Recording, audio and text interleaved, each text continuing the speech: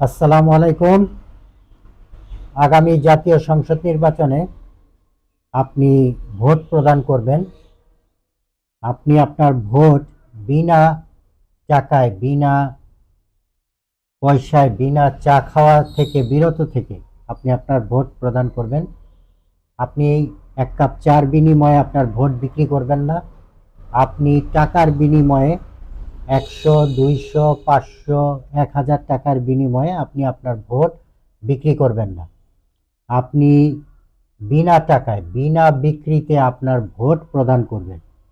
আপনি 100 টাকা, 200 টাকা বা 500 টাকা বা 1000 টাকার নোটের বিনিময়ে যদি আপনার ভোট বিক্রি করেন, তাহলে আগামী 5 বছর আপনি কোনো সেবা পাবেন না, যে দলেরই হোক।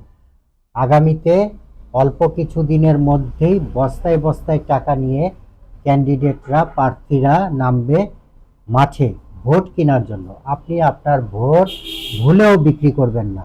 আপনি যদি আপনার ভোট বিক্রি না করেন, তাহলে আপনি একটা সময় সেই ক্যান্ডিডেটের কাছে বা সেই প্রার্থীদের সমর্থকদের কাছে আপনি একটা প্রস্তাব উপস্থাপন করতে পারবেন। আপনি আপনার চাওয়া, আপনার অধিকার আদায়ের জন্য আপনি কথা বলতে পারবেন। কিন্তু আপনি যদি আপনার ভোট বিক্রি করে দেন 100 টাকার বিনিময়ে, 200 টাকার বিনিময়ে বা 500 টাকা বা 1000 টাকার বিনিময়ে, তাহলে আপনি আগামীতে আর সেই ক্যান্ডিডেটের সামনে বা সেই প্রার্থীর বা ক্যান্ডিডেটের সমর্থকদের সামনে আর দাঁড়াতে পারবেন না।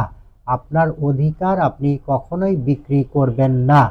ধন্যবাদ সকলকে, ভালো থাকবেন। আসসালামু আলাইকুম।